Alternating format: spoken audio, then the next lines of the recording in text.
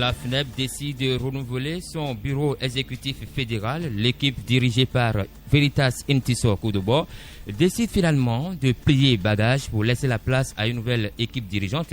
Le communiqué pour le dépôt des dossiers en vue du renouvellement du bureau exécutif fédéral de la FNEB a été rendu public le week-end écoulé. Mesdames et messieurs, bonjour et bienvenue à Actualité au quotidien.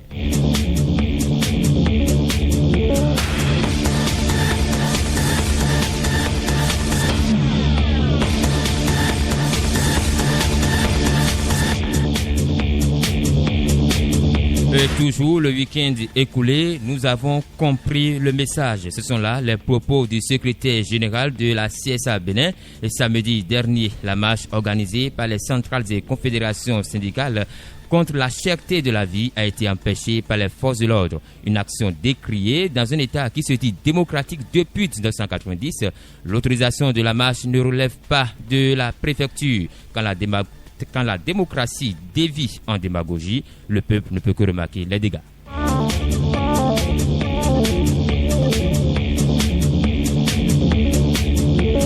Et pendant ce temps, c'est l'Église catholique qui se penche sur le code électoral au Bénin. Le clergé béninois décide donc de tourner le regard vers ce code électoral. Les amis ici, les invités à cette émission sont déjà là. Romuald Assoklé, Edi Camille Koto et Ulrich Zissou, bonjour. Bonjour Adelph, bonjour à toutes et à tous. Sans plus tarder, nous allons installer la première rubrique de cette émission. C'est la une des journaux qui sera donc une présentation de Edi Camille Koto. La une des journaux sur Actualité au quotidien. Bonjour à toutes et à tous. Le point des parutions de ce jour. Nous démarrons avec le révélateur qui titre à sa une. Suppression des soutenances de licence. L'université de Parakou montre le chemin à l'université d'Abomey. Calavi, la requête des étudiants au recteur Félicien Vlessi. Dans la même parution, on peut lire à la page 12. Fructueuse collaboration avec la Fédération nationale des étudiants du Bénin, le COSACE, partenaire d'un bureau illégal, s'interroge le journal. Sous un autre chapitre, accroissement des cas de vol dans les environs du campus, effrayante série de victimes, renforcement de la sécurité, le palliatif indispensable et le matinal de ce lundi matin. Protestation contre la cherté de la vie, la face cachée de la marche. 27 personnes arrêtées et libérées vers une reprogrammation de la manifestation. Les impressions des leaders syndicaux, tout cela à lire dans le journal. Fraternité, dispersion de la marche des travailleurs, syndicats et pouvoirs publics dos à dos. Le dialogue, l'arme du dégel. Le journal Info Matin, arrêté et relaxé. Le secrétaire général de la CGTB, Confédération générale des travailleurs du Bénin, Bachabi Mouda Sirou, s'exprime dans les tribunes du journal. Nous avons installé des princes qui ne croient pas au dialogue. Le Télégramme, colloque sur le code électoral du Bénin. L'Église catholique relève que le code porte les germes de tensions politiques et sociales futures. Marche contre la cherté de la vie, toujours avec le même journal au Bénin. La marche reprogrammée, un meeting prévu pour ce mercredi. Nord-Sud quotidien, interdiction de la marche contre la cherté de la vie. Le front syndical se durcit contre Patrice Talon. Et Matin Libre, Bénin, répression d'une marche pacifique contre la cherté de la vie. Une triste image projetée au monde entier.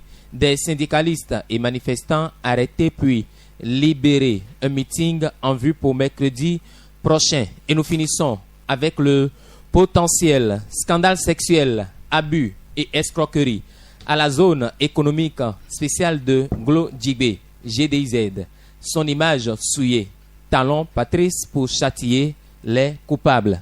Talon Patrice pour châtier les coupables, dit Camille Koto. C'était ce matinal. Vous nous avez présenté donc la une des journaux et nous allons installer derrière vous Romuald Assoklé pour la chronique intitulée Un nouveau Orunla nous est né. Regardez comment on installe. La chronique du jour sur Actualité au quotidien. Adelph, bonjour à toutes et à tous. Un nouveau Orunla nous est né.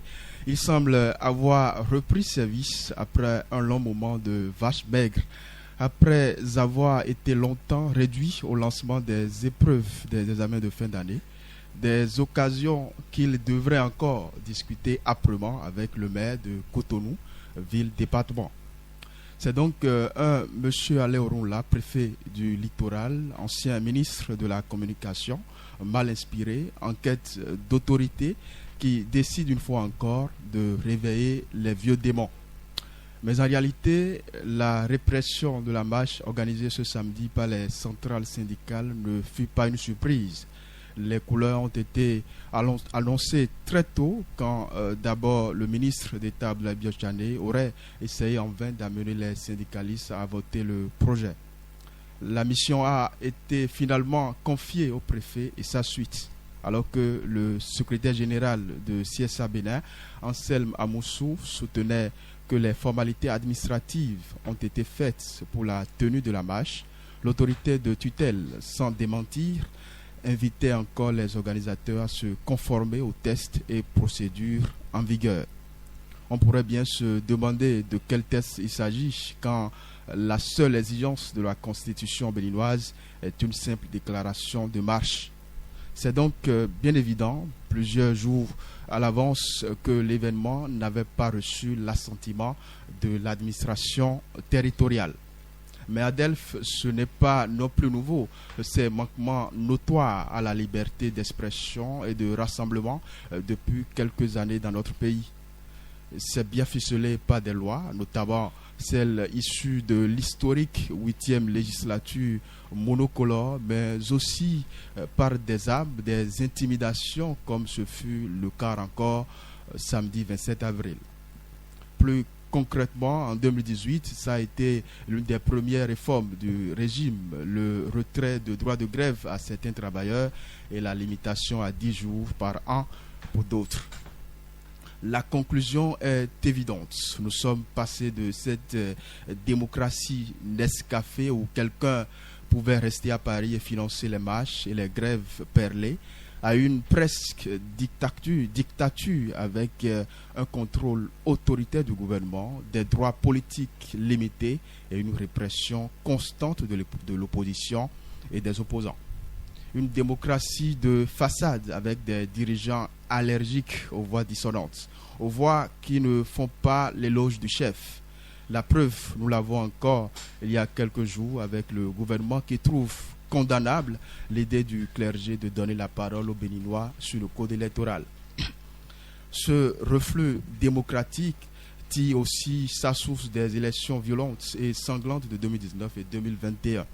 Élections pour lesquelles 42 personnes comparaissent encore devant la Cour de répression des infractions électorales.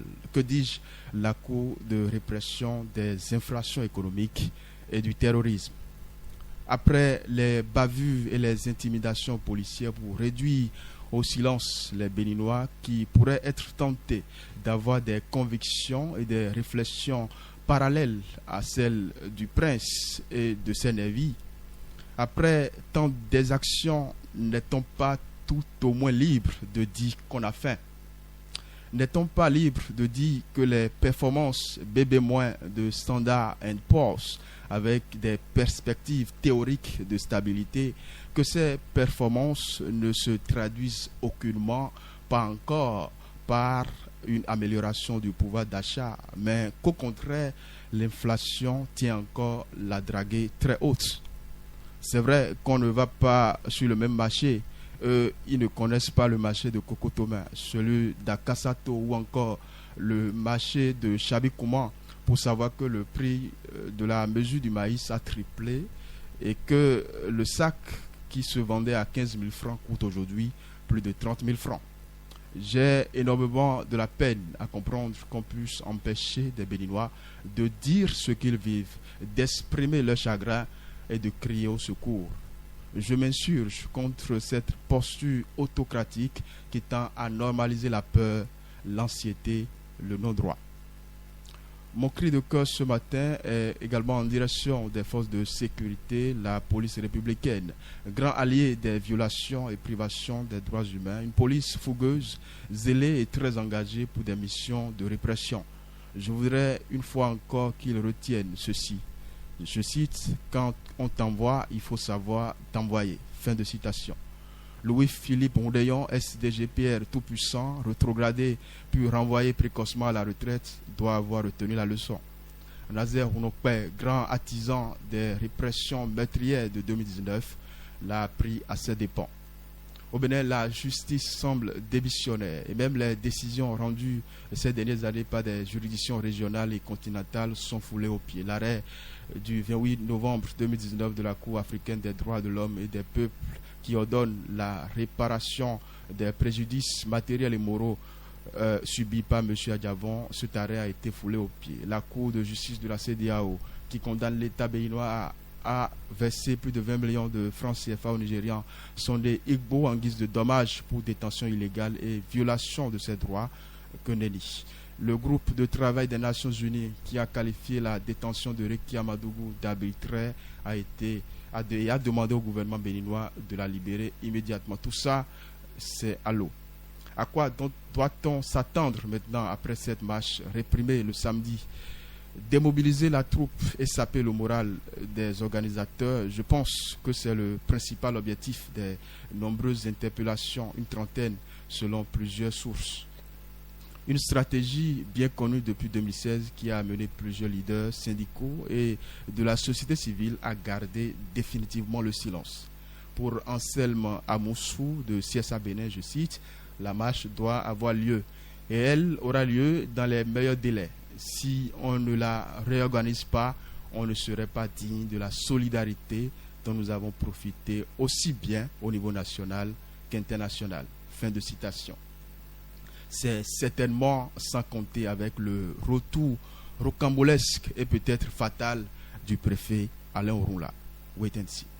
Wait and see, Romuald Assoklé, merci pour cet exercice matinal. Nous ne sommes pas le 25 décembre, Noël chez les chrétiens, nous sommes le 29 avril aujourd'hui, mais vous avez décidé de titrer votre chronique « Un nouveau Orunla nous est né ». Une chronique dont nous allons débattre de la quintessence du bien fondé après ceci. Le débat sur Actualité au quotidien. Un nouveau Orunla nous est né. Romuald Assoklé, votre chronique aujourd'hui qui dénonce la répression, qui dénonce l'interdiction de la marche organisée samedi dernier par les centrales et confédérations syndicales contre la cherté de la vie. Une marche interdite, ce que vous n'avez pas du tout apprécié dans votre chronique. Ce que je n'ai déjà pas compris, parce que ça ne se comprend pas qu'une marche dite pacifique qui s'organise un samedi pour décrier ce qu'on vit, ce que la plupart des 13 millions de Béninois vivent, la faim, la cherté de la vie, qui encore n'est pas propre au Bénin. Et donc je n'ai pas compris cette démarche et je pense qu'il y a plusieurs personnes également au sommet de l'État qui ne comprennent pas cette démarche d'interdiction, encore qu'elle ne répond vraiment à rien.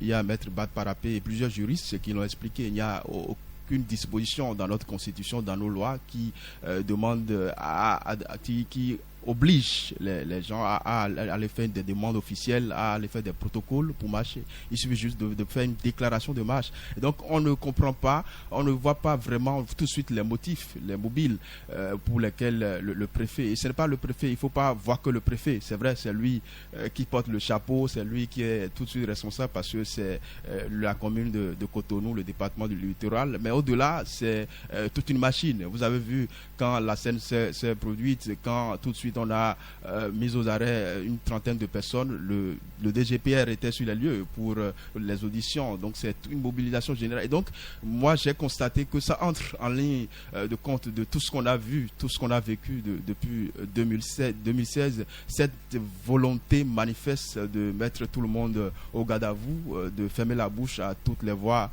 dissonantes, d'embarrader tout simplement la liberté d'expression, la liberté tout simplement. Et c'est déplorable, c'est malheureux. Je l'ai fait constater depuis 2016 des lois chrysogènes, de tout ce qu'on a connu qui met tout le monde, en fait, soit tu es au garde à vous, soit tu t'exiles. Donc c'était le choix qu'on a donné. Ceux qui sont là sont pour la plupart au garde à vous. Donc c'est déplorable, c'est dommage qu'on arrive là, et je pense qu'ils doivent être en train de le regretter. C'est vrai, ils ont libéré aussitôt les 30 personnes auditionnées, mais je pense qu'il faut situer les responsabilités. À qui la faute? On doit pouvoir nous expliquer sur quoi ils se sont basés pour réprimer. Oui, c'est cette marche, on doit pouvoir nous l'indiquer. Jusque-là, le gouvernement n'est pas sorti. C'est incroyable, c'est incompréhensible que jusque-là, on se tait, on se complaît comme si tout s'est passé normalement. C'est déplorable. Et donc j'attends en début de cette semaine que le porte-parole du gouvernement, qu'au-delà de lui, le préfet, pourquoi pas le procureur de la République prenne la parole et nous dit exactement ce qui s'est passé. Ulrich Zinsou, après avoir interdit donc les grèves ici au Bénin, on a donné donc 10 jours pour si vous devez faire des grèves, ça veut dire que vous avez 10 jours pour les grèves.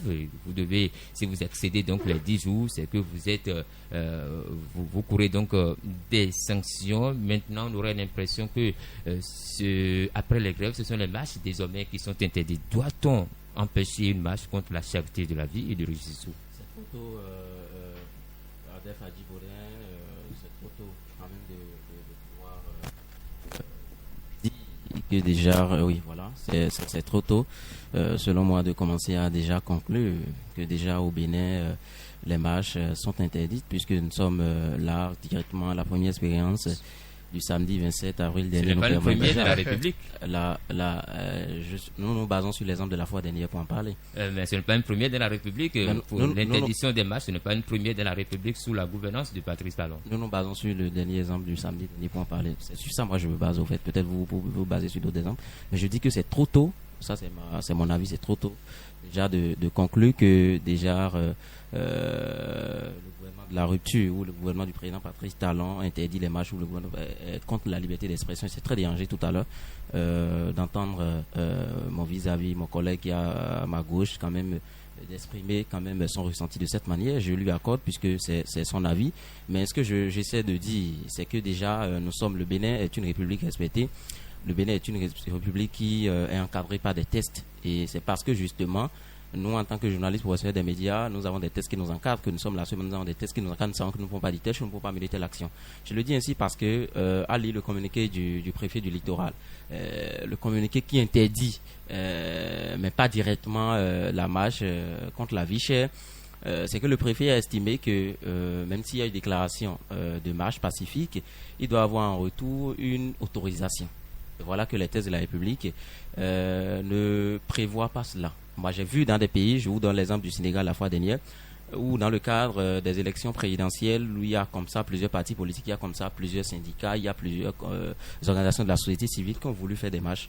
Mais c'est comme ça, là-bas, ils parlent de gouverneurs. Les gouverneurs ont refusé quand même qu'il y ait ces marches-là. Mais ils ont fait marche en arrière. Marche en arrière et rebondit autrement. Mais le rebondissement a marché. Mais pourquoi? Moi, j'étais dérangé depuis quelques jours où on dit, bon, le préfet a interdit, indirectement, la marche. Mais pourquoi on ne peut pas faire marche en arrière? Qu'est-ce que vous mettez dans interdiction indirecte d'une marche? Oui, je parle d'interdiction directe parce que déjà, j'ai lu le communiqué. Je ne sais pas si vous avez lu le communiqué. Dans le communiqué, nulle part, il est dit que la marche est interdite. Mais dans le communiqué, qu'est-ce qu'il est dit?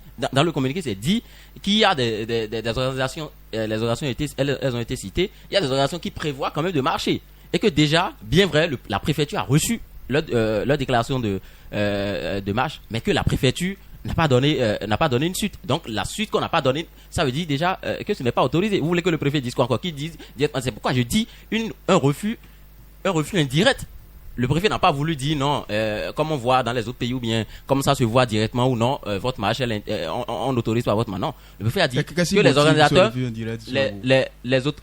le préfet a demandé quand même aux organisateurs de venir mener les démarches qu'il faut et de respecter les thèses de la République. Ça veut dire que le préfet, dans son subconscient, il est quand même informé, il est quand même sûr que déjà, il y a quand même une autre démarche que les gens doivent mener. La démarche qui consiste à dire quoi? Attendez quand même qu'on vous fasse un retour pour vous dire que votre marche est autorisée. J'ai dit et que déjà, les tests ne prévoient pas cela. Mais si le préfet dit ça, qu'est-ce qui empêche ces organisateurs quand même d'aller en arrière et de rebondir? Le préfet a dit, bon, d'accord, on viendra déposer encore une demande, déposer encore une demande qu'on attende son autorisation, qu'on attend de mener d'autres démarches. Le préfet. Mais quoi? Dans le respect des têtes de la République, et qui a questionné le préfet? C'est pas, mais quand on force, on fait le forcing, on dit bon, on doit marcher. C'est bien, on doit marcher. Je suis pas celui-là qui encourage quand même le fait qu'on puisse réprimer les citoyens, le fait qu'on puisse arrêter. Mais au-delà de tout, il y avait encore possibilité de rebondir derrière en arrière, de réfléchir, de trouver d'autres manières quand même d'organiser ces marches-là, au lieu de vouloir tenir tête à l'autorité, parce que l'autorité, elle se respecte, la loi, elle se respecte. La question est reposée, et doit-on empêcher, selon vous, une marche contre la cherté de la vie? Non, mais si les gouvernants trouvent qu'il faut interdire une marche contre la cherté de la vie, il faut l'interdire. Parce que ça, il faut le dire ainsi, c'est pas parce qu'on parle déjà de marche contre la cherté de la vie qu'il faut autoriser. Je suis désolé. Mais pourquoi on veut, quand même, dans notre compréhension, on veut déjà croire que déjà, parce que je décide que c'est une marche qui m'est propre, je décide que c'est une marche, j'estime que c'est légal, j'estime que c'est légitime, j'estime que c'est normal, ok, il n'y a pas de problème. Mais si les autorités trouvent que non, c'est bien vrai, dans ce cas, on n'a pas cité quand même, parce que pour des exemples, on a vu, on dit bon, pour éviter l'insécurité liée peut-être au terrorisme, pour éviter, on a vu au Mali, on a vu au Burkina où les autorités ont trouvé ce prétexte-là quand même pour interdire des marches. Mais déjà ici, quand on le dit de cette manière, c'est que les autorités ont leur raison de dire ça. C'est pas parce que c'est une marche contre la cherté de la vie qu'il faut d'emblée déjà accepter. Il y a des conditions. C'est quoi dire que les organisateurs doivent se rapprocher du préfet au lieu de faire le zozo sur les réseaux ou bien le faire le zozo dans les médias. Eddy Camille Koto, votre vis-à-vis, Luris Zinsou, estime donc que les confédérations et centrales syndicales doivent normalement attendre le retour du préfet avant de mettre en marche donc leur action, la marche qui était prévue le samedi écoulé, alors qu'il sait très bien que quand des textes de la République ne donnent l'autorisation au préfet d'interdire ou bien de confirmer une marche quand il s'agit des centrales et confédérations syndicales, surtout quand on parle de la marche contre la cherté de la vie. Merci Adef, et je crois qu'il y a eu un communiqué des confédérations et centrales syndicales, et dans le communiqué, ils ont relevé que l'information d'une marche de ce type, lorsqu'on l'a adressée à l'autorité, que ce soit municipale ou préfectorale, que c'est à titre informatif et non à titre décisionnel. C'est-à-dire que ce n'est pas à l'autorité de décider de la tenue ou non de la marche. C'est ce que prévoient les textes en fait. L'autorité est juste informée. Mais l'obligation est tenue à ces instances qui organisent la marche de prendre les dispositions sécuritaires qui s'imposent pour que tout se passe dans dans les règles de l'art. Voilà, dans les règles de l'art, dans la bonne ambiance, dans le respect des principes établis par la République. Et je pense qu'ils ont fait cette démarche-là. Et c'est justement pour ça qu'ils sont surpris de la réaction du préfet qui dit qu'il devrait en temps normal attendre un retour. Mais le retour serait quoi? Oui ou non? Je pense qu'attendre le retour, c'est aussi donner caution au non-respect des tests, parce que les tests n'ont jamais demandé que ce soit le préfet ou le maire qui autorise la marche. Et mieux, ils ont dit qu'ils ont fait un suivi du dossier par 2 fois et qu'à aucune des occasions, on ne leur a notifié que leur demande souffrait d'incohérence ou d'ambiguïté. C'est supposé donc que l'autorité même sait à l'avance qu'elle n'avait pas à leur dire oui, allez-y ou non, n'y allez pas. L'autorité n'avait qu'à prendre acte de l'information. Et puis je voudrais revenir et dire, un constat est fait, la vie est chère au Bénin.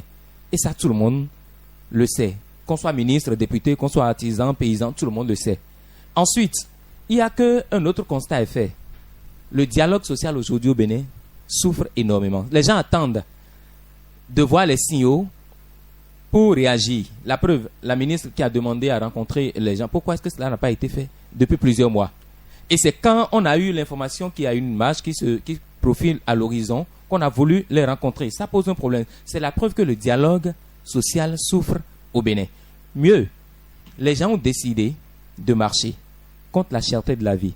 Et je pense qu'on ne peut pas leur dénier ou leur ôter ce droit de marcher, parce que quand on fait référence à la loi 90-032 du 11 décembre 90 portant Constitution de la République du Bénin, telle que modifiée par celle de 2019-40-2019, du 7 novembre 2019, en leurs articles, ou bien la loi en son article 25 qui dit que l'État reconnaît et garantit dans les conditions fixées par la loi la liberté d'aller et de venir, la liberté d'association, de réunion, de cortège et de manifestation. Ça, c'est l'article 25. Et l'article 31 qui parle de la reconnaissance par l'État du droit de grève. Ces deux articles jumelés devraient en principe amener les autorités à accepter la chose. Parce qu'une manifestation publique, pacifique, ne devrait pas être réprimé. Et puis, je m'interroge. Pourquoi avoir réprimé cette manifestation? Quelle est la raison? Et Romuald a demandé quelle est la raison fondamentale. Puisque ce n'est pas que c'est l'autorité préfectorale qui doit décider. Ni l'autorité communale. Voilà, ni l'autorité municipale qui doivent décider de la tenue ou non de la marche. Mais pourquoi alors avoir réprimé? Et puis, je m'interroge aussi. Si les gens ont pris tous les dispositifs sécuritaires par rapport à la police, par rapport aux sapeurs-pompiers, par rapport à la Croix-Rouge, s'ils ont fait toutes ces diligences pour que tout se passe dans le meilleur des cas, dans les meilleures conditions, pourquoi avoir réprimé? De quoi, en réalité, a-t-on peur pour réprimer une telle marche? Et c'est là que je trouve que les personnes qui ont réprimé la marche n'ont pas été véritablement malignes. En tout cas, je suppose qu'il y a d'autres raisons, mais elles auraient été plus futées qu'elles n'auraient pas réprimé cette marche. Au contraire, je serais à leur place, que je mettrais tout en œuvre pour que la marche soit encadrée et qu'il n'y ait pas de déviance. Parce que les gens, en réalité, ont voulu s'exprimer. On ne peut pas étouffer la liberté d'expression. Même si ce n'est pas synonyme de raconter de n'importe quoi. Non, mais les gens n'étaient pas partis pour raconter du n'importe quoi. Ils ont voulu faire une marche pacifique. Et qu'ils vous souviennent, les responsables de ces centrales syndicales, on les connaît. On les connaît vis-à-vis aujourd'hui de leur posture Le plus dans la virulent République. même était absent. Oui, justement.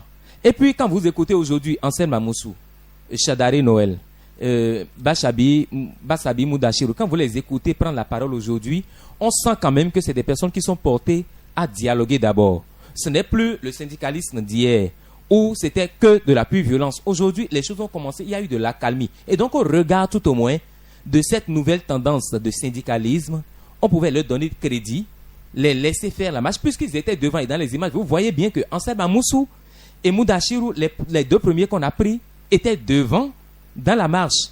Et pourtant, on a tout barricadé. Mais de quoi a-t-on peur? Parce que, en réalité, si aujourd'hui, on a empêché, et voyez, les couleurs s'annoncent pour le mercredi prochain pour la fête des travailleurs.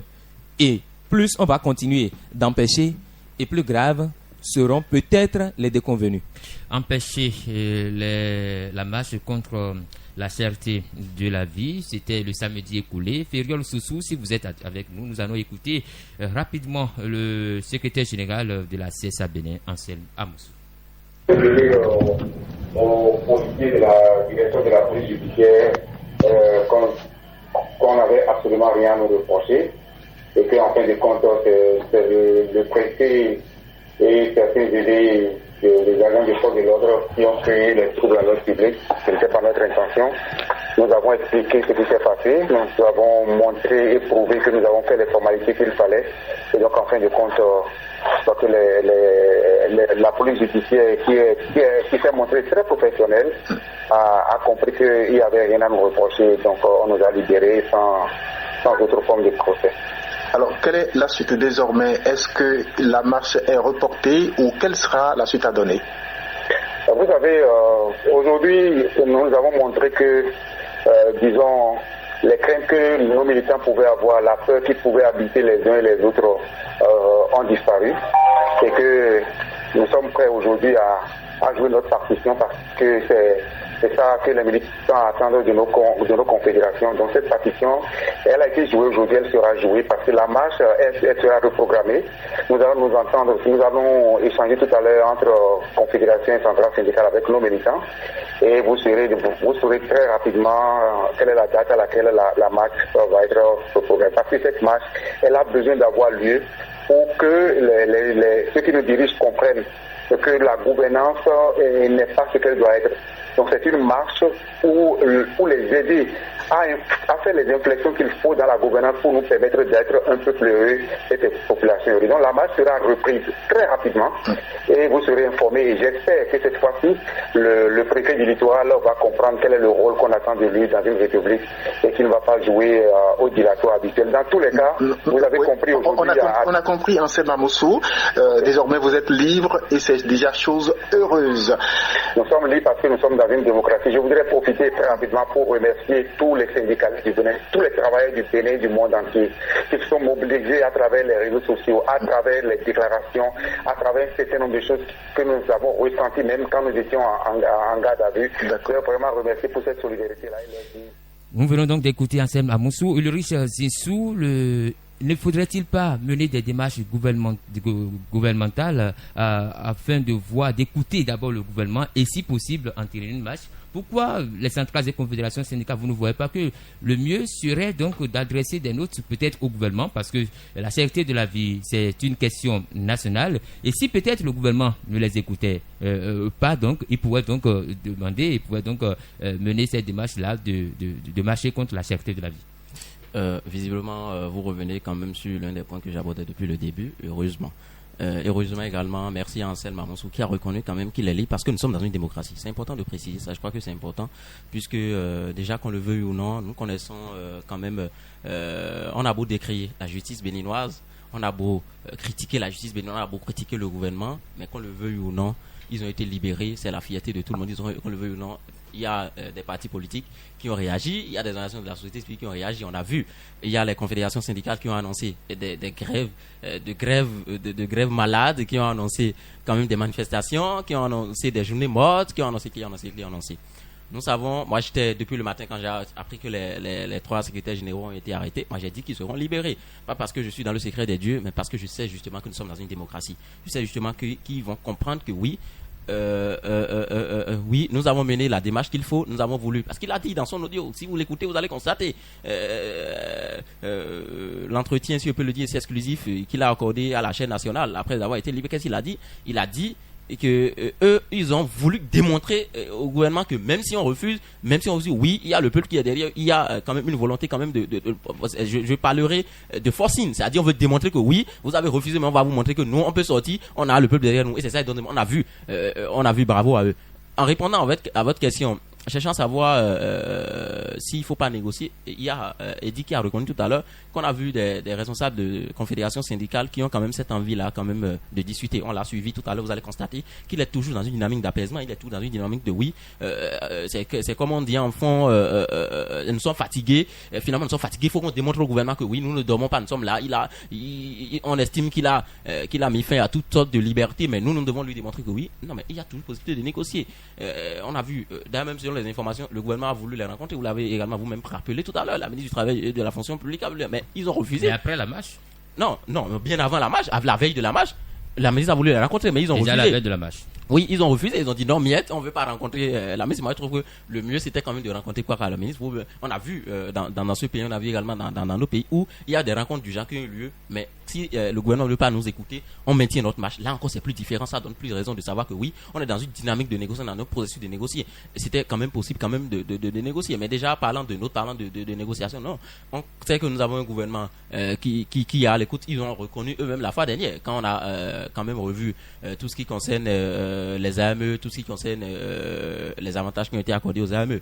C'est bien de marcher, mais c'est aussi bien quand même d'écouter les autres, c'est aussi bien quand même d'attendre quand même le bon moment pour marcher. Et je trouve qu'il y a encore possibilité quand même de négocier avec le gouvernement, de demander à la ministre du Travail et de la fonction publique, parce que ça qu'ils ont fait, c'est un signal fort qui a été envoyé. Le gouvernement qui avait demandé à les rencontrer à la veille de la marche sera également prêt, sûrement à les recevoir, à discuter avec eux pour que petitement puissent trouver de solutions à tout ce qu'il fait. Et j'ai toujours dit, ce n'est pas une marche qui règle quand même les problèmes comme la cherté de la vie. Il y a d'autres solutions que les confédérations. Il y a d'autres solutions que les confédérations peuvent proposer. Je suis presque convaincu que si on a eu d'alternance en 2016, les marches ont été pour beaucoup. Oumia Tassokle, ma question s'adressera donc à vous. La marche est-elle une manifestation violente pour qu'on interdise, quand on se rappelle très bien que ce qui a permis de mettre fin à la discrimination raciale aux États-Unis dans les années 60, c'est plutôt la marche, parce que Martin Luther King disait on ne répondra pas à la violence, pas par la violence, mais plutôt par des négociations. La marche n'est-elle pas une forme de négociation, une forme d'appel lancé à l'endroit des gouvernants pour que ces gouvernants puissent se pencher sur la population qui souffre de la cherté de la vie? Alors, à Delphes, je ne vois pas la marche comme une négociation. Généralement, c'est quand la négociation échoue qu'on fait recours à la marche. Et la marche, elle peut être violente, elle peut être aussi. Mais ici, ne sont pas dans une marche violente. Bien entendu, elle peut être aussi pacifique. Et ici, ils l'ont dit, c'était pacifique. Et aussi, il faut le reconnaître, les intentions peuvent changer sur le terrain. Et donc, mais initialement, c'était prévu une marche pacifique. Et donc, moi, je ne pense pas. Alors, c'est important de préciser que c'est vrai, on a fini par libérer les 30 personnes arrêtées à l'occasion, mais il y avait un effet. Ça ne veut pas dire qu'il n'y a rien eu. L'effet escompté a été atteint. Quand on va convoquer une prochaine marche, qui va prendre le risque? Enfin, combien sont prêts pour prendre le risque pour aller passer une journée au commissariat? Donc il y a un effet psychologique qui est attendu. Donc c'est fait traîner les gens pendant une journée au commissariat. C'est pas facile de passer une journée au commissariat. C'est terrible. Je ne vous le souhaite pas. Et donc moi je pense que c'est une forme de réduction d'expression. C'est clair, c'est une évidence. Si les tests sont clairs, moi je préfère qu'on parle des tests. Qu'est-ce que les tests disent? Est-ce que les tests ont été respectés quand vous regardez le communiqué presque laconique du préfet? Il n'y a rien de concret. Ulrich l'a rappelé tout à l'heure. On ne dit rien de concret. On tourne autour du pot. On ne veut rien dire. Et c'est c'est un peu comme la jurisprudence. Vous permettez, c'est très important que je le dise. On a cherché à rencontrer les gens à la veille, oui, mais c'est pas ça. C'est pas ça la solution. La solution, c'est des années avant. On sait comment on est venu à la cherté de la vie. On sait on n'a pas donné les engrais pour le maïs à temps l'année passée. On sait que l'ONASA a été supprimé, qu'il n'y a pas ce secours-là, cette issue de secours-là pour permettre aux gens de s'en sortir comme ce fut le cas par le passé. Et donc les raisons sont connues, sont réelles, et c'est la politique agricole du gouvernement qui doit changer. Et donc ce n'est pas à les appeler à la veille qui change la chose. Et l'expression l'expression de sa liberté, c'est très important. Et qu'on arrive à interdire, à réprimer, moi je pense toujours, et ma conviction, je suis très ferme là-dessus, c'est une répression et c'est une atteinte aux droits de l'homme. Romain Dassoclé prévoit donc qu'il faut que le gouvernement revoie sa politique agricole pour pouvoir quand même mettre fin à la cherté de la vie très prochainement.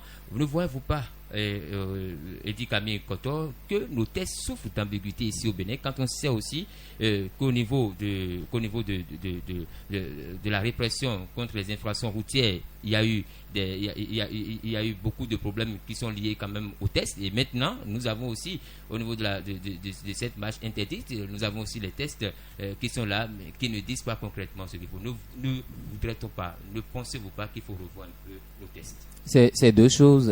Effectivement, les tests parfois souffrent d'ambiguïté, mais dans le cas d'espèce, les tests ne souffrent d'aucune ambiguïté. Clairs. Les tests sont clairs. C'est l'autorité qui n'a pas voulu respecter les tests. Et ce n'est pas mieux que ça. Et puis, je voudrais dire, Ulrich Zinsou a abordé l'aspect, ils ont été quand même libérés. C'est vrai. Ils ont été libérés. C'est un ouf de soulagement pour tous les travailleurs. Mais en réalité, il faut aussi se demander, pourquoi avoir eu cette attitude? Je parle des autorités. C'est qu'on ne voulait pas, c'est l'impression que nous avons eue, on voulait quand même empêcher la marche. Et on s'est dit, si on peut arriver à mettre la main sur les leaders, c'est que la foule sera dispersée. Effectivement, c'est ce qu'il y a eu. Après, ils ont tiré des gaz pour disperser le reste des manifestants. Mais les leaders, on les avait quand même déjà mis sous verrou. Et mieux, je m'interroge, on ne devrait pas se réjouir de ce qui n'a pas eu marche, parce que les gens, avant d'organiser cette marche, ont quand même investi des moyens. Ils ont déployé des ressources. Et puis finalement, c'est tombé à l'eau. En fait, il ne faut pas qu'on encourage la reprise de la marche. Il faut condamner la répression et trouver que le gouvernement, désormais, doit aller surtout à la table de négociation. On doit prendre le cas. Et je pense que le gouvernement aujourd'hui est tellement puissant qu'ils avaient la possibilité d'encadrer cette marche sans la réprimer. Ils auraient pu déployer plus... Ça n'aurait même pas traversé les frontières. Oui, ils auraient pu déployer encore plus d'hommes en uniforme, mais juste pour recadrer, pas pour mettre la main sur les gens. Ça aurait été plus intelligent. Oui. Ulrich Zinsou, que fait l'équipe dirigeante des consommateurs du Bénin quand on parle de la cherté de la vie? C'est désormais donc les centrales et confédérations syndicales qui ont pris les taureaux par les cornes, alors que nous avons une équipe... L'association des consommateurs. L'association des consommateurs du Bénin. Oui, elle vous dira qu'elle mène des démarches en sourdine, elle vous dira qu'elle n'est pas sur le terrain. Et Eddy l'a dit tout à l'heure, je crois quand même que ces arrestations, c'était juste pour... On s'est dit que quand on va mettre la main sur les gros morceaux, les gens vont se disperser, les gens vont rentrer chez eux. Vous savez, moi je continue toujours de dire, le Bénin, ce n'est pas comme au Sénégal où on marche et ça donne des résultats. Ce n'est pas comme dans les autres pays où on marche comme en France, où on marche, on a des solutions, non.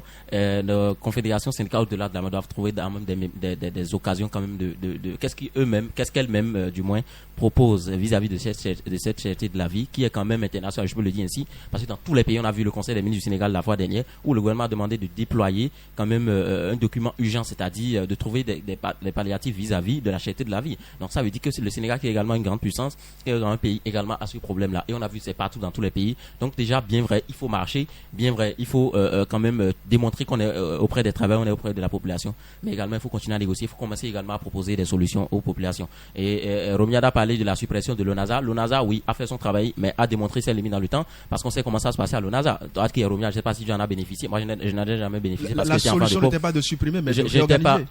J'étais pas enfant d'un fonctionnaire. Je n'ai jamais été enfant de fonctionnaire. Je ne sais pas si lui n'en a bénéficié. Moi, je n'ai jamais bénéficié. C'est pour dire que le gouvernement a constaté que oui, à un moment donné, ça ne marchait pas. À un moment donné, il faudra mettre fin à ces activités-là. Bien vrai, il faut réorganiser. Le gouvernement est sûrement à l'écoute. Il est en train de vous écouter. Le porte-parole du gouvernement est sûrement à l'écoute. Il va faire la proposition au chef de l'État, Patrice Talon. Mais déjà, ce qu'il faut dire, c'est que déjà, il faut que les confédérations syndicales, au-delà de la marche, se rapprochent auprès des populations, leur disent que oui, c'est ce que nous proposons. L'association des consommateurs aussi puisse sortir quand même pour faire des propositions, parce qu'au-delà de tout, il y a également des propositions qu'il faut faire. Quel est le document qu'on a la possibilité de sortir? On a vu, ce sont les propositions que les confédérations ont fait vis-à-vis du gouvernement en ce qui concerne la cherté de la vie. Ce n'est pas systématiquement la marche qu'il faut faire. On sait que les négociations se déroulent, mais est-ce que c'est ouvert aux médias? Ce n'est pas ouvert. On ne sait pas ce qu'ils vont dire là-bas. Et on sait également que la guerre des intérêts continue de primer dans notre grande république, comme les gens le disent. Donc c'est ce que je peux dire. Et il faut également que le gouvernement puisse écouter la voix du peuple. C'est possible quand même de subventionner le maïs, c'est possible de subventionner le haricot, c'est possible de subventionner le gari pour les étudiants, c'est possible de subventionner l'huile, c'est possible. Donc le gouvernement doit quand même essayer de revoir cet aspect de la chose. C'est pas impossible pour quand même aider. On a vu dans certains pays où quand ça devient plus dur, quand ça devient plus cher, le gouvernement a la possibilité quand même de mettre à disposition les intrants agricoles, a la possibilité quand même de subventionner les produits, et a également la possibilité, pourquoi pas même de trouver quand même de petites sommes aux populations, aux femmes, pour quand même leur permettre de tenir le bout. Bien vrai, nous ne sommes pas encore à cette étape-là, nous ne souhaitons pas, mais le gouvernement également doit revoir cette politique-là et ramener la balle à terre. Revoir la politique agricole au Bénin pour lutter contre la cherté de la vie. Des solutions sont proposées par nos invités ici en studio. Chez eux, ce n'est pas une marche qui les préoccupe, mais c'est plutôt les élections des organisations les plus représentatives dans les universités publiques au Bénin. La FNEB décide désormais de renouveler son bureau exécutif fédéral, et le communiqué pour le dépôt des dossiers en vue du renouvellement du bureau exécutif fédéral a été rendu public week-end écoulé. Et dit Camille Koto, désormais, Veritas Ntiso Koudoubo a décidé finalement de laisser la place à une nouvelle équipe. Je pense que c'est trop tôt de le dire, Adelph. Attendons la suite des événements.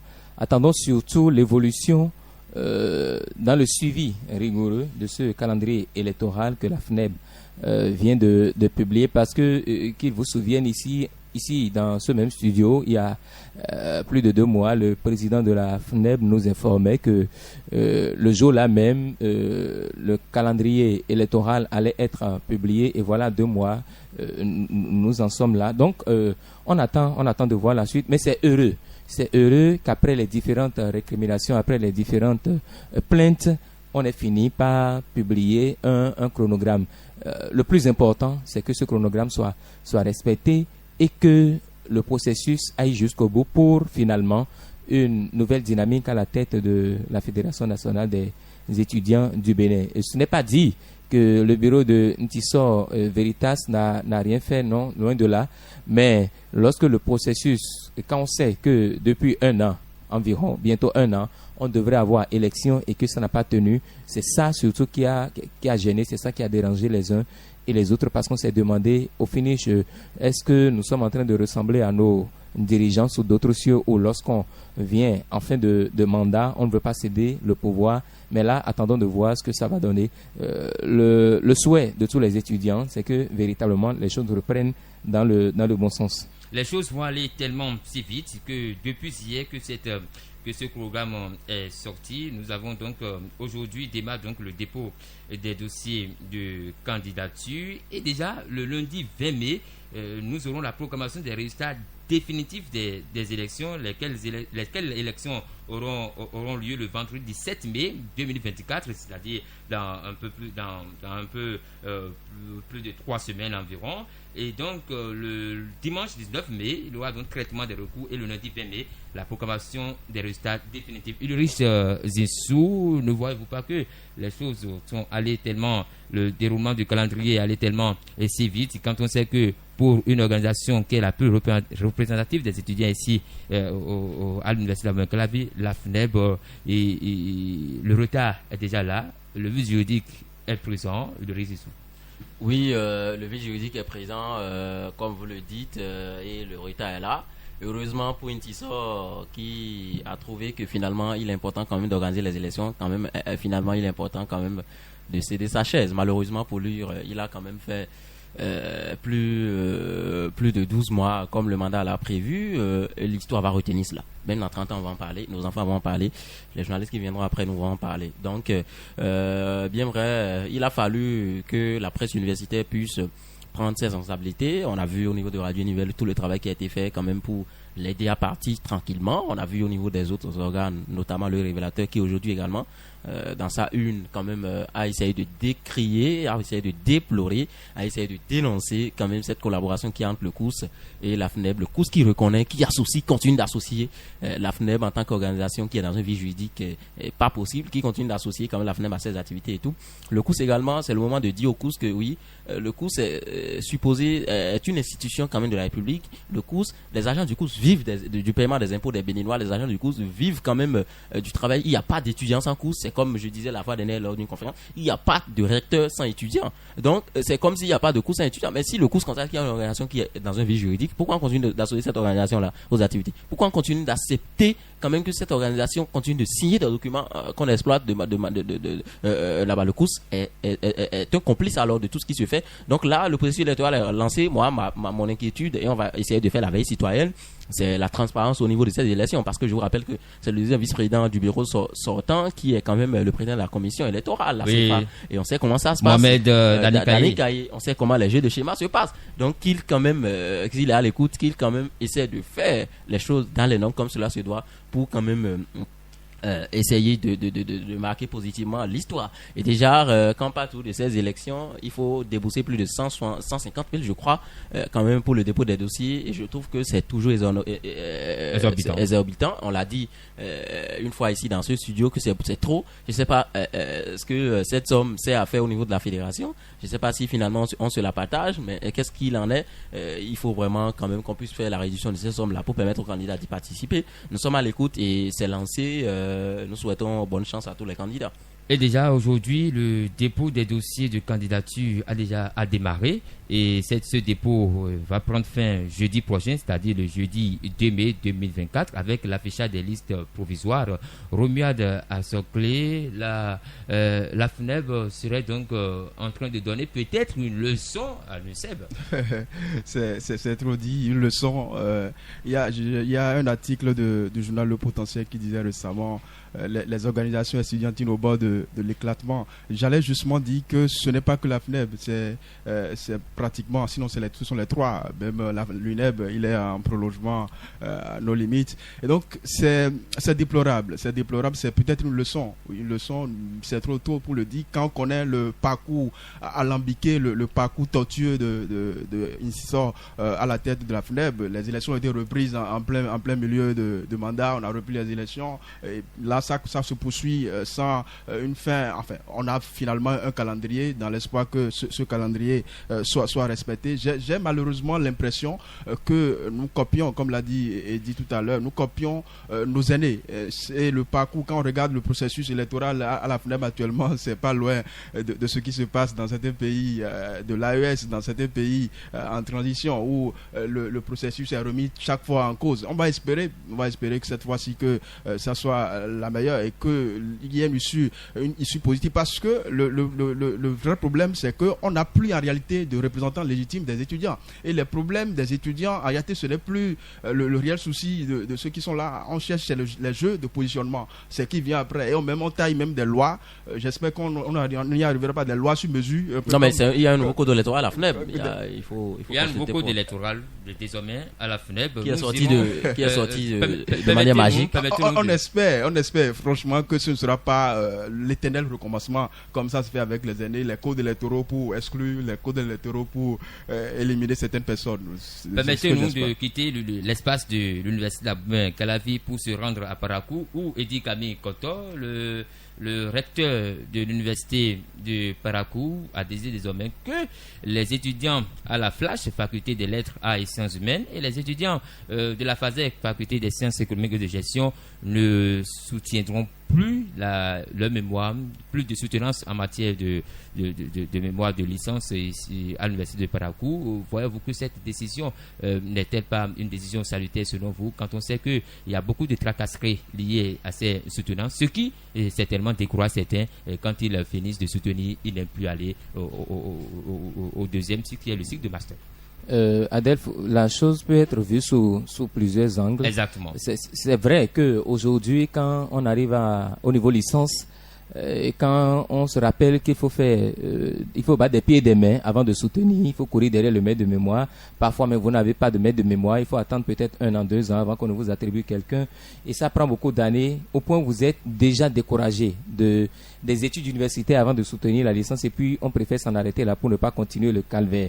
C'est au regard peut-être des difficultés des étudiants à soutenir ou du manque de personnel enseignant pour le suivi rigoureux et objectif des travaux de mémoire que cette décision a été prise. Mais en réalité, il faut s'interroger sur la pertinence de la décision. C'est vrai que pour tous les étudiants, ce serait une bonne nouvelle parce que on leur enlève un os de la gorge. Parce que là, vous avez la licence, dès que vous avez fini les études au plan académique, on vous délivre votre diplôme et ça continue. Mais en réalité, il faut dire aussi que selon le système LMD, la chose, est-ce qu'elle est véritablement efficace? Parce qu'en réalité, comme je le disais, lorsque vous venez au niveau licence, après un bac plus 3 en principe, vous devrez être en mesure déjà de conduire un travail de recherche. Parce que c'est cela qui vous prépare en réalité à la vie professionnelle future. Et quand on note désormais ce privilège aux étudiants, on pourrait se demander, quand est-ce qu'ils vont apprendre à faire les travaux de recherche? Mais lorsque, oui, vous me permettez de finir. Lorsqu'on suspend, c'est au regard peut-être des contingences. Mais je trouve que fondamentalement aujourd'hui, on pourrait aussi s'interroger sur le devenir et l'usage des mémoires produits par les étudiants depuis les nombreuses années derrière nous au niveau licence. Je vous assure, quand les mémoires sont produits au niveau licence, ce n'est pas comme si c'était tout de suite utilisable dans la vie de façon générale pour changer quelque chose. C'est devenu en réalité une formalité. Et aussi, je trouve, qu'en supprimant, on permet aux étudiants de souffler un peu plutôt que de les laisser perdre ou se perdre dans le décor avec un document que j'appelle simple formalité.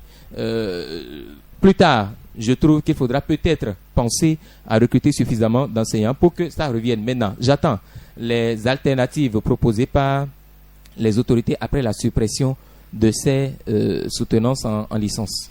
Romuald Assoclé, l'université de Calavi a décidé désormais pour le cycle de master que les soutenances qui seront donc produites pour les soutenances de master professionnels seront donc des soutenances qui seront envoyées désormais sur les sites de l'université pour qu'on refuse, pour qu'on évite le plagiat, c'est-à-dire le copier-coller. N'est-ce pas aussi une manière pour le recteur de l'université de Parakou d'éviter le plagiat, parce qu'on sait que les soutenances, les sujets choisis sont toujours des sujets qui ont été déjà soutenus. Ça c'est une vieille disposition. Je pense que ça a été pensé il y a longtemps. Ce n'est pas respecté. Mais il y a des écoles où c'est respecté. Quand vous déposez votre mémoire, on vous demande d'envoyer la version numérique et tout de suite c'est mis en ligne. Il y a un site. Quand vous allez sur Mémoire Online, vous avez des mémoires. Mais je tenais à réagir sur la question de la suppression des soutenances dans 2 entités à l'université de Parakou. C'est important de remarquer dans le communiqué du professeur Bertrand Sobossi, important de remarquer qu'on a dit pour besoin de service. Et donc, qu'est-ce qu'on met dans besoin de service? C'est important d'aller le préciser. Est-ce que c'est le manque d'enseignants? C'est pas forcément parce qu'il y a une volonté, on a constaté que les soutenances sont inutiles que ça n'apporte rien. Pour besoin de service. Qu'est-ce qu'on met dans besoin de service? Il faut aller le clarifier. Et puis, il y a quelque chose de très important.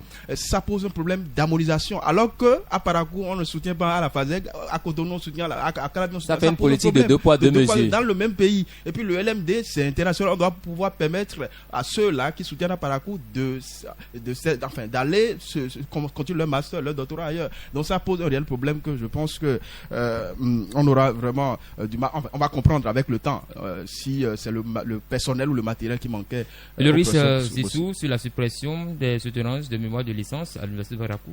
Oui, j'ai lu la une du journal Maison, le révélateur qui quand même a dit que le recteur de l'UAC doit quand même aller à l'école de son homologue de l'UP. C'est pour dire si Romia Dassoclé suit un peu l'actualité au niveau de Non, pas du tout. Moi, je suis foncièrement contre parce que j'ai connu des gens qui ont qui ont eu l'émulation scientifique juste après la licence.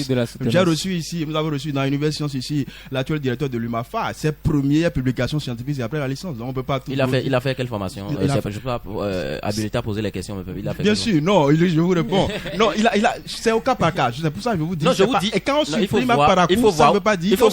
Il faut voir dans quelle entité c'est supprimé. Quand on supprime un Parakou, ça ne veut pas dire que c'est parce que c'est inutile. On a dit pour besoin de service. Non, mais pour besoin de service. Mais je répondais justement. Mais je voudrais, si vous permettez, je voudrais, si vous permettez, une seconde. Je répondais justement, qu'est-ce que j'ai dit? J'ai dit à Romia, si un peu l'actualité, il va considérer que le recteur même a dit depuis sa prise de fonction en 2021 qu'il veut faire de l'université de Parakou une université d'entrepreneuriat de métier. Ça a dit que on n'est pas dans du bavardage où les facultés qui font pour le bavardage, la FASEG, on sait comment ça se passe. Les gens font de la soutenance. Aujourd'hui, oui, il y a l'ambition quand même de faire des recherches. On veut quand même avoir des gens qui, quand même, ont cette ambition-là de faire des recherches. Mais aujourd'hui, est-ce que le travail est fort? Il y a des gens qui vont copier même des documents de licence antérieure. Et ça ne sert plus à rien. Il n'y a plus la recherche qu'il faut. Maintenant, si on veut encadrer les gens pour la recherche, que ça commence avec le master ou bien des gens qui ont vraiment pour ambition de trouver une autre formation à leur faire. Ce n'est pas l'occasion pour encourager ceux qui pensent la paresse. Non, il n'y a pas à faire des paresses. S'il faut que les soutenances de licence bloquent les étudiants, ça ne vaut pas la peine. Merci. Parce qu'il y a des gens qui sont en attente depuis 3 ans, 4 ans pour soutenir la licence. C'est un problème.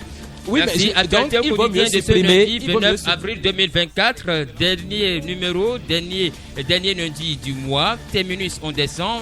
Derrière la baie vitrée, lui c'est Firiol Sossou. En studio, nous sommes restés Romuald Dassoclé, Edi Kamikoto, Iliri Zissou et moi-même Adelph Adibaudin. Bonne journée et excellente semaine de travail.